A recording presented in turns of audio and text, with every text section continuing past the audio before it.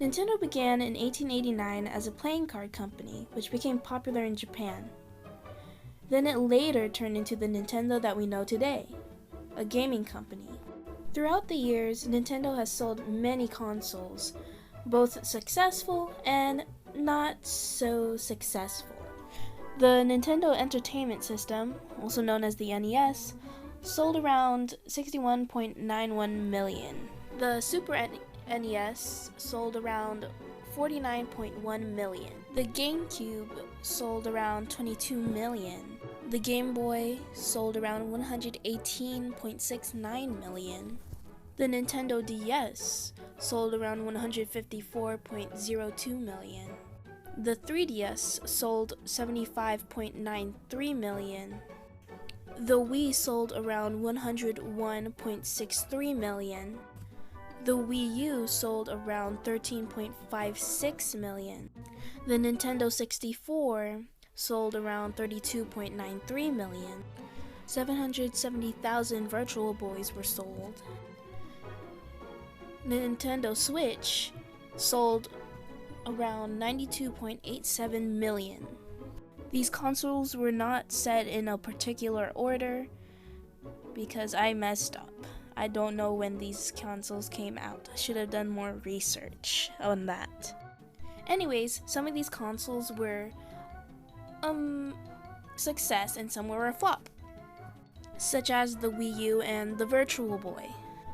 To Nintendo, the Wii U and the Virtual Boy was like a recession period.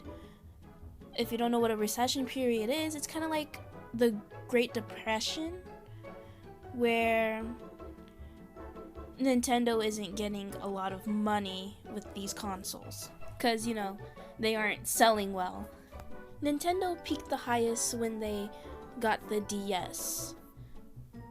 It's one of the highest selling consoles they have,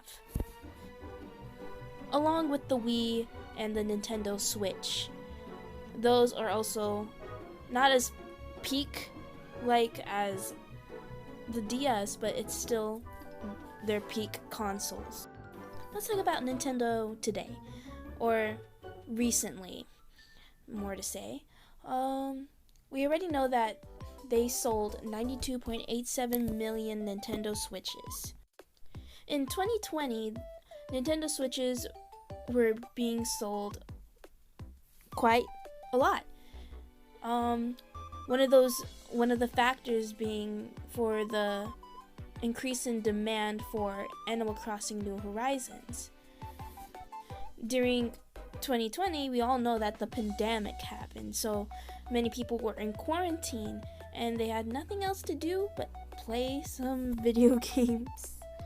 Not only that, but in 2021, Nintendo generated about $16 billion in net sales.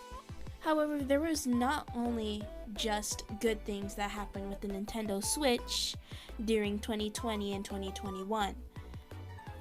In 2020, according to Chris S. in an article I read, sometime during 2020, Nintendo Switch prices were high due to supply being low in the US. Demand was up for the Switches, but the supply was low, so price had to be raised. That's how it works. That's how the supply and demand rules work. If demand is up but supply is low, the prices have to go up so that supply and demand could reach equilibrium.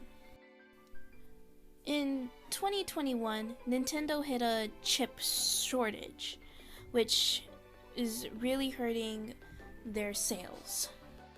Let's talk about Nintendo's possible future. Nintendo has said themselves that in 5 years, they expect its revenue and net profit to decline 9% and 29% due to shipping of fewer consoles and chip shortage.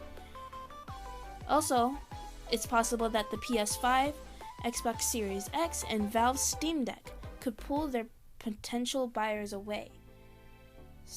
But newer games in the future could keep Nintendo stable for now. Everybody knows that the PlayStation, Xbox, and Nintendo have competition with each other. But how much competition does Nintendo really have? Although the Nintendo 64 sold well, the PlayStation sold exceptionally well. And Nintendo made a lot of business and hardware mistakes with the N64. The PlayStation 5, only been recently released, has sold 13.4 million as of October 28th, 2021. And as of November 17th, 2021, 6.7 million Xbox Series X's have been sold. Also, according to a lot of Nintendo's fans, Nintendo's online multiplayer is bad compared to Xbox and PlayStation's previous console. They also say that Nintendo's controllers, Joy-Con controllers, are bad because they drift much more easily than other console controllers. But Nintendo's games seem to be counterbalancing all that because people are still buying the Switch.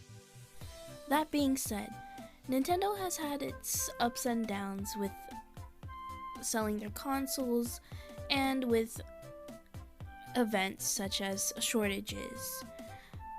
But as of now, it seems that Nintendo will be pretty steady with sales. Even though recently they've had a shortage in chip shortage. And that's all I got. So